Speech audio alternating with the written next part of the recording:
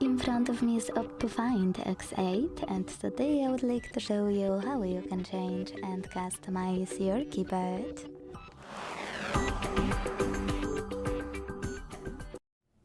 Begin by launching your keyboard and clicking on this icon of a color palette at the top of it.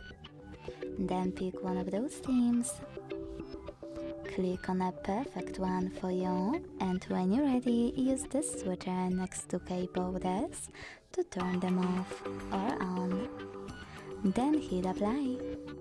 To customize it with a photo, go into the same settings by clicking on the same color palette, and this time use this plus under my themes. Now it's time to tap on the photo you wish to apply as your new keyboard right now. Pinch it to scale, drag it to move, and hit next. Adjust brightness by swiping left or right. Hit done. Manage keyboards and choose apply. Thanks so much for watching. If you enjoyed this video, don't forget to leave a like, comment and subscribe. Bye!